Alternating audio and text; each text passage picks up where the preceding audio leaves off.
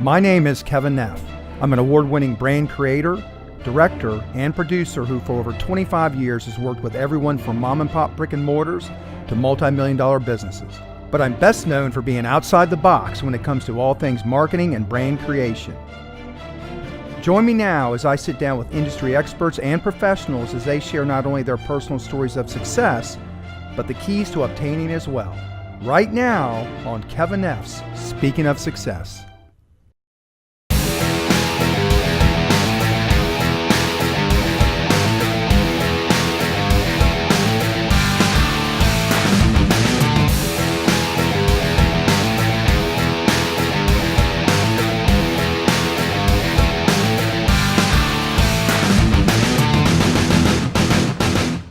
Well, Barbara, how are you doing today? I'm doing wonderful, thank you. How are you? I'm doing great. I'm very glad to have you here because we actually have a little bit of history between us as we've known each other for about 15 years now? Yes. To go back even further, that you usually don't bring up, but I always love to bring up, you actually were at one time a Hooters girl, weren't you? Yep. Yes, I was. Now, I found it fascinating that, the Hooters girl, at least at one time, was kind of iconic, like, the Playmates and different things. Didn't you find that actually some girls really aspired to be or wanted to be a Hooters girl or kind of looked up to them? Well, at that day and age, yes, definitely so. It was in the 90s, so, the concept was relatively new. It was a prestigious job. It was one you wanted. You knew you could make a lot of money working there, and so there was a lot of girls that worked there. Most of them while they were going through college, which again, like you said, is a misconception, but most of the individuals that were working there were either mothers or were going to school. At that same time, that's when you kind of got a hint, at least initially, of you also had some business savvy and skills because of the way you went about, like when you had a section on a given day, you looked at that as your own personal franchise or corporation, so you actually looked at it as a business within the business, didn't you? Yes, I looked at your own section when you're, a waitress or a bartender. That's your area. You're in control about how much money you're going to make, regardless of how many customers you have. You're in control of all of it. So that's how I looked at it. It's like, this is my own little shop right here, and I get to decide how much money I'm going to make tonight. Where did that early years of your business savvy, where did that come from? Because I was a regional manager. When I was in high school, my senior year, I went to vocational school, so I only went to school till about 11 o'clock and went and worked in retail. And I was there for about 6 months and became assistant manager while still in high school. And then after I graduated, I was a regional manager for that jewelry store, and so I traveled all over in Ohio. So we always had sales goals and different things that we had to meet. You really moved up through the ranks in your time at Hooters because you were there as part of the organization for how many years total? About 22 years. I started in 1992 and just within the last couple of years transitioned to my own. So while you were there, you accomplished a lot of really great things, but when you finally moved on in your career, you had attained some positions, I believe, internationally with Hooters, or can you share any of that? Because Hooters is a franchise, and I was on the franchisee marketing committee. So I was one of the members on the marketing committee, and so obviously Hooters is an international company, and I represented one of 7 or 8 people, I don't remember exactly, who were on the board that would make the marketing decisions for all the franchisees. This whole time, if truth be known, while you were doing what we all do to pay bills or have a career, you really had a true yearning for something and some things that you really wanted to do, didn't you? Well, yeah, I've always liked beauty and skincare, and that was something I wanted to do when I was a kid.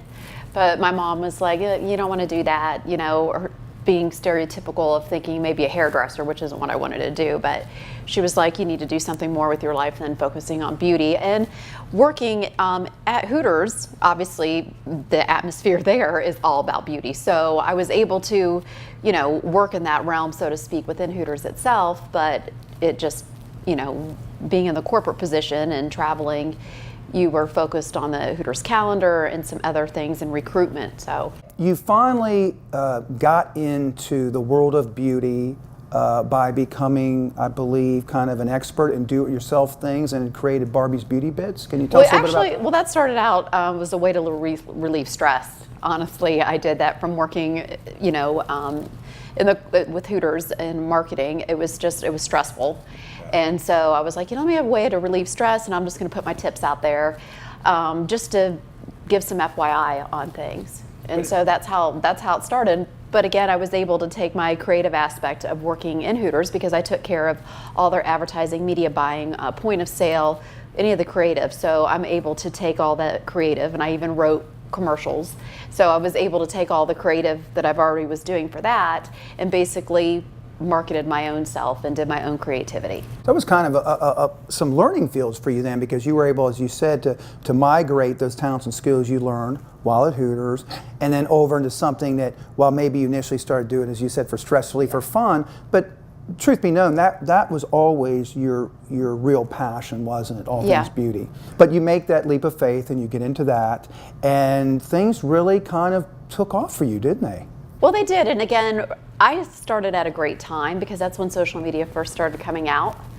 And at that time, Pinterest was really hot. There was no algorithms with Pinterest at all. So whatever you posted, everybody saw. And so I would get excited. I'd post something, and then I'm like, oh my gosh, look at all these people that are reading my content. They're looking at, I was able to look at my Google Analytics on my website to see how many people came, and I could see where they were coming from Pinterest. So I was like, oh my gosh, people actually care about this. And again, like I said, it was just my way of relieving stress. And so before I didn't care if anybody saw it or not, it didn't matter to me. But once I saw that people were actually starting to care, then I was like, oh, well, maybe I could actually probably do something with this. I can take my skills and knowledge that I used for many years, being the marketing director for Hooters, and just market myself. I think a great part of your story is the fact that you really are self-taught, aren't you?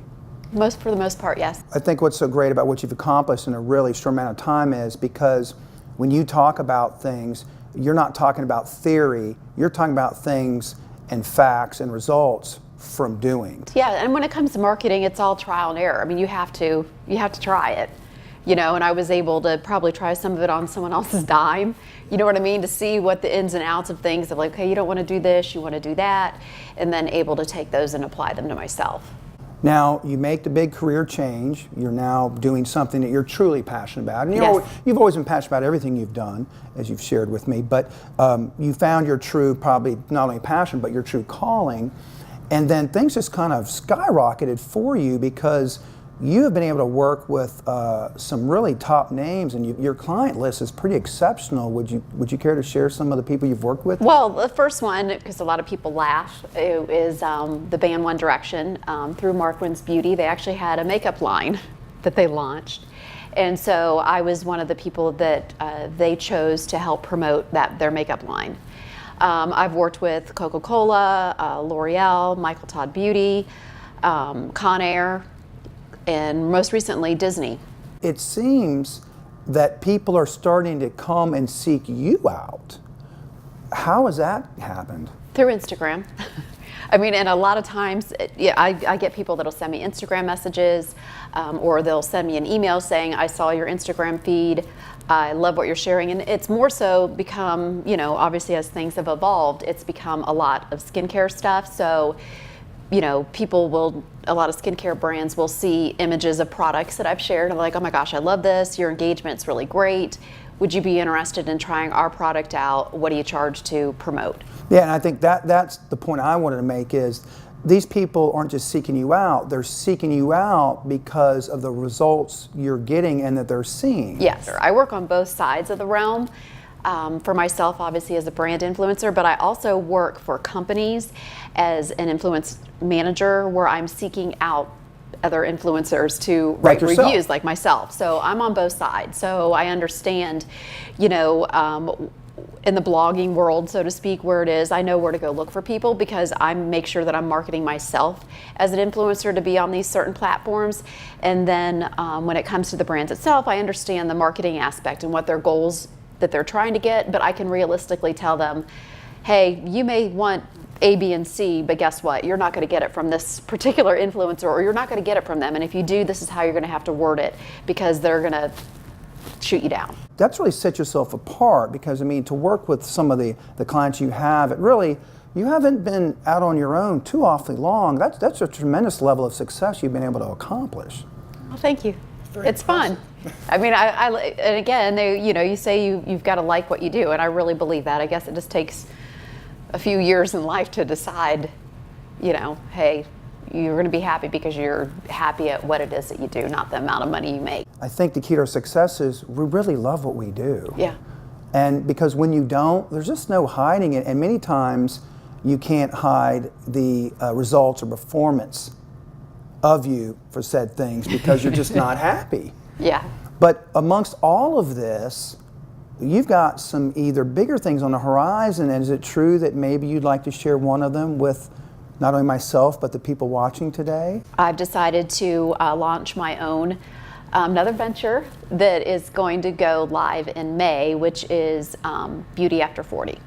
Wow, that's got to be exciting for you, and I'm very flattered that it's being shared here. So has that been in the works for some time, or just something you all of a sudden saw a need for? A little bit of both. I mean, I work with, I have a lot of skincare companies that I work with, and I see comments, which really from one of my clients, I saw a lot of comments from people like, this is great, but what about us who don't have time to get ready in the morning? What about us that have kids? What about us that are over 30 in our 40s? We need tips too, and this doesn't work. But what's really great is, and you're another perfect example of it, is you saw a need or problem in the marketplace, and you saw that as an opportunity and came up with a solution for it.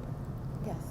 So Beauty After 40 is coming about. That's got to be really, really exciting. Is there anything else coming out, or anything you've got on the horizon, or maybe thoughts that you'd like to share on what it means to be successful, since we are on speaking of success? Any personal tidbits or things you'd like to share before we end today?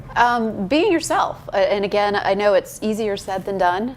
Obviously, when you're younger, sometimes you don't have the ability to do what it is that you want in life, or you may think you know what it is that you want to do, but you're not in a position to be able to do it. But I think that being successful is being happy. And that to me is key. And if you can thrive from that, of being able to fulfill a need for somebody else and also your own self. You have to make your own self happy. A lot of times people forget about themselves, but Sure. You really do. I think that's going to make you successful. Well, I think the best way to sum that is that it's a win-win. Yeah.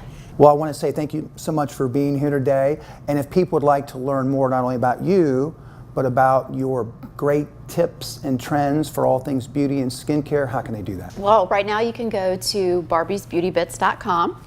And then when it comes time around May, I will be launching Beauty After 40. So beautyafter40.com. And again, 40 is actually spelled out. F-R-T-Y. Yes, that is correct. Well, Barbara, you're beautiful yourself, and I wish you thank you. continued success, and thank you for sharing your story with us today here on Kevin Neff Speaking of Success. Thank you so much. Sounds good. Thank you.